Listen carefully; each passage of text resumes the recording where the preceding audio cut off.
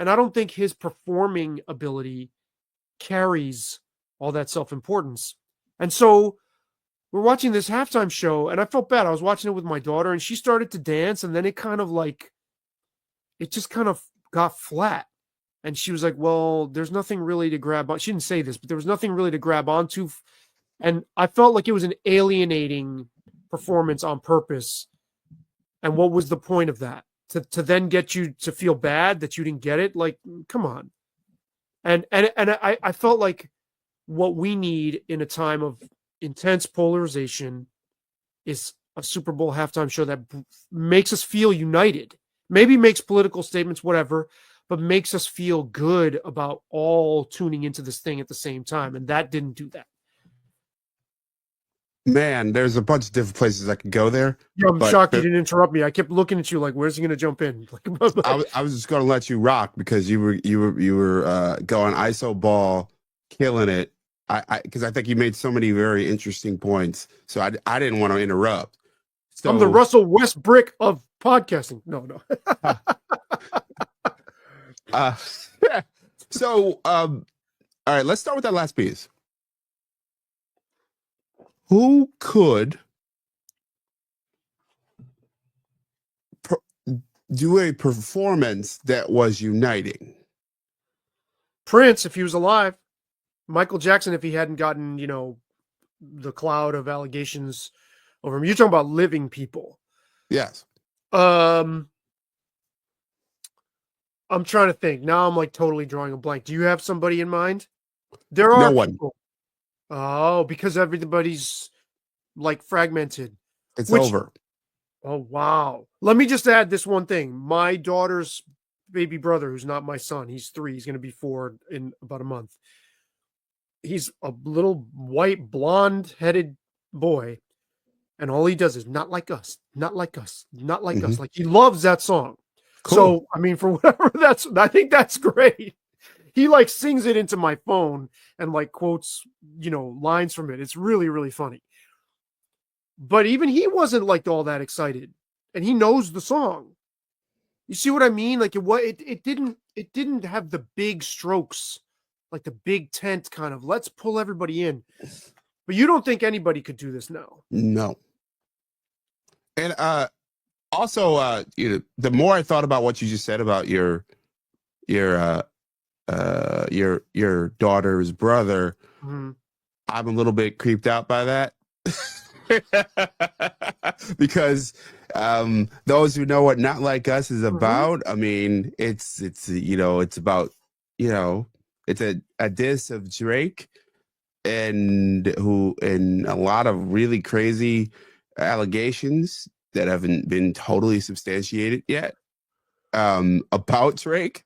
But more so than that, it is a statement you're not like real black people, basically, is what. Yeah, and it also, like that he sleeps with minors. Yes, but that's the big moment in the song. It's a huge moment, and then he did it at the halftime show. But the A minor, other than that, the bigger message is you don't have a claim to this culture. And the weaponization of that idea against all of America, contrasting with in the 90s, hip hop did not have a message of you can't be involved in this. Every suburban white kid who had MTV was brought into this from a certain age group, from 90, I don't know, whatever onwards to 2000, whatever. All these kids, like that entire generation of every kid in the country was sharing hip hop culture as a common language. That's not what it's like everything else. Like, oh, I want you to listen to this, but I want you to be conscious of the fact that you're white. And then you have all these white people like, yes, okay, I will be conscious. This is not my culture. A crip walk is a vital part of black culture. I mean, what the fuck is that? It's also speaks to one of the problems with the performances. And the funny thing about Kendrick, of all people, making this argument, Kendrick's audience is extraordinarily white. I didn't know that. I knew his critics. Freddie DeBoer has a blog about this, Yeah. about how he's an artist that is almost sacrosanct not Hmm. to criticize Sure. from the media's aspect. And he said, he would go to parties and there would always be a certain type of white person who said, "I love The Wire," and Yeah. I don't like how he does anecdotal shit like that. I don't find that amusing, but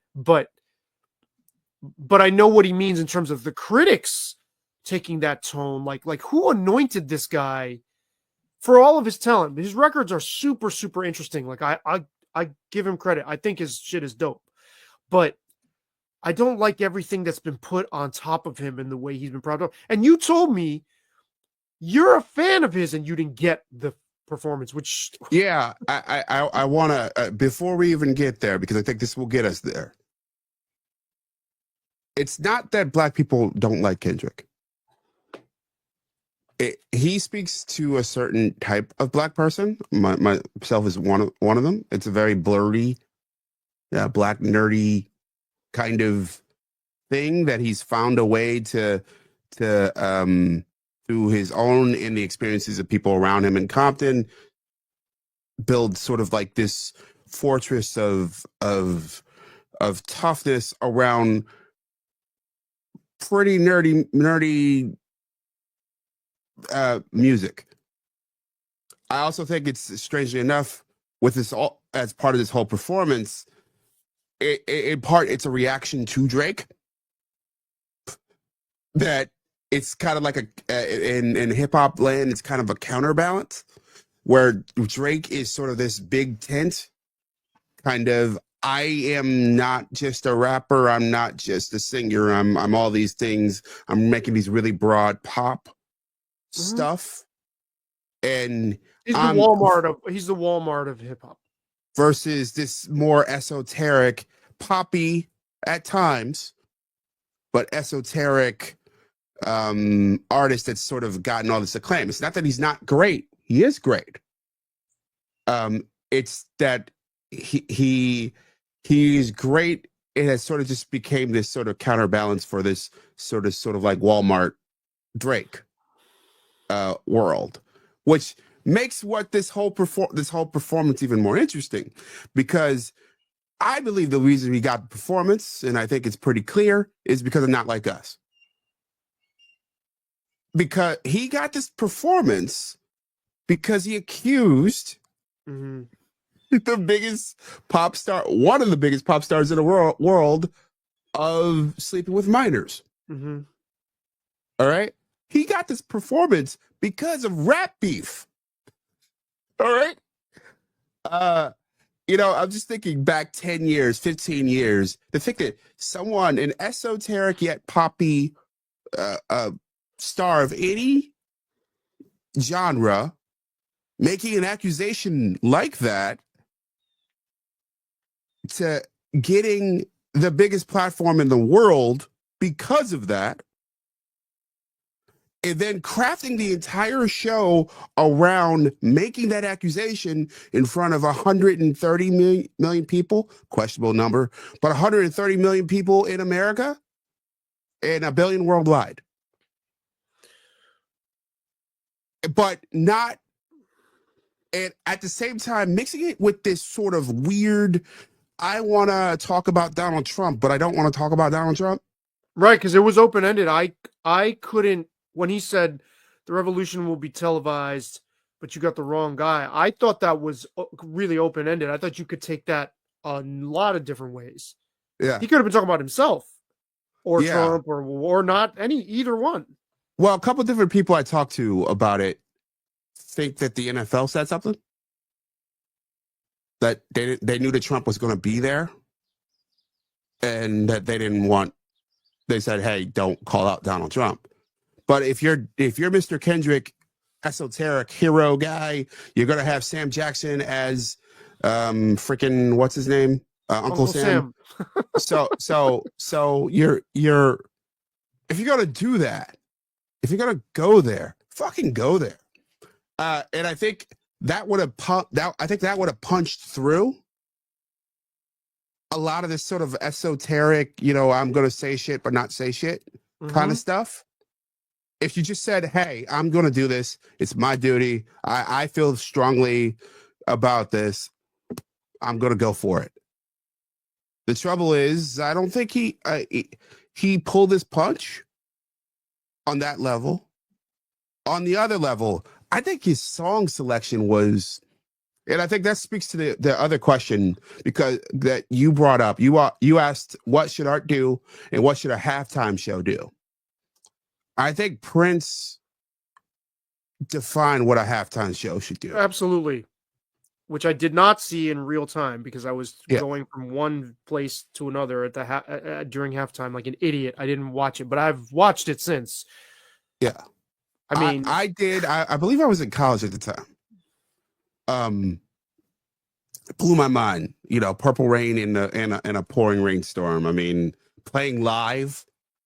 Yep, and it was slippery on that stage, and he had platform glass. Wild, right? Right. But you brought that whole question also about uniting. Okay, dude covered Bob Dylan and Hendrix, right? Mm-hmm. You know, all around the Watchtower. Mm-hmm. Dude cover the Foo Fighters.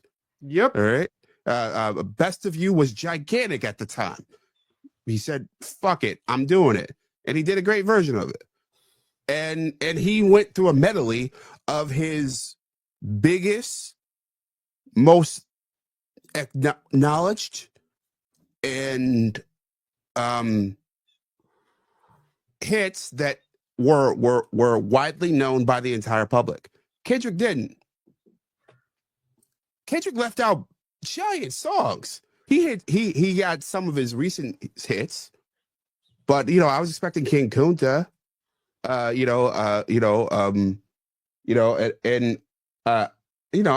get why he didn't do Good Kid, Mad City, because you know, like it was talk about divisive. I mean, some of the bigger tracks off that album were pretty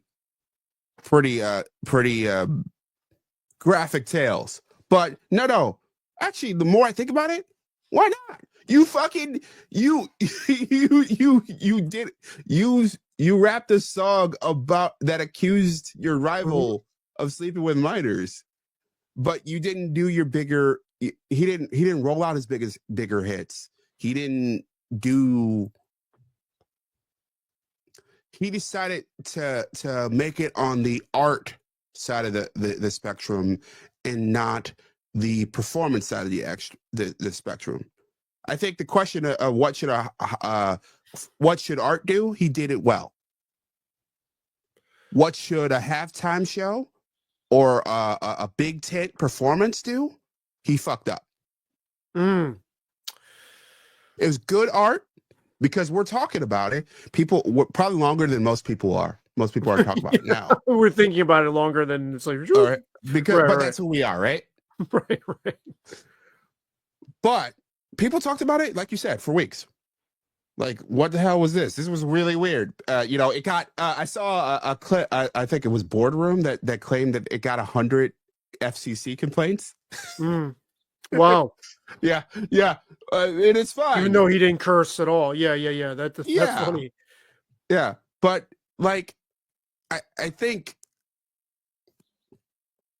Like what Prince did, and what some of the better performances over the years have done was be art, a giant show that was memorable, and be a great big tent performance that welcomes you in. That's for everybody. And to get back around to my assumption that no one could do this. I wouldn't say the more I think about it, there are artists that could do that, but they would still be controversial. Taylor Swift can do that. Right, but it would be annoying to like a lot of people. I would be annoyed. Drake can do that. It would be annoying. I don't think that there's going to be like a moment, unless it's another Bruno Mars sort of situation where they stepped, he was not at the apex of his fame. And they picked a guy who had a big tent. Great performance. I don't know if you saw that one. I hated it, but it's I enjoyed it. I enjoyed the hell of it out of it. I thought it was a good time. I know you may hate Bruno Mars in macro. I don't know, but I think he's weak. Like I think he's a imitation. Like I like that he played drums. Yeah, but I'm like, you're no Stevie Wonder, dude. Oh yeah, no doubt. It's like a Motown ripoff, right? Right. And I liked that he did that, and then they threw the Chili Peppers in there, and they weren't plugged in, and obviously, yeah. But like, I think you could have somebody of his stature who was not quite pop, perhaps do something like that. But anybody who's reached an apex in this era they're not going to be able to do it without being divisive. Well,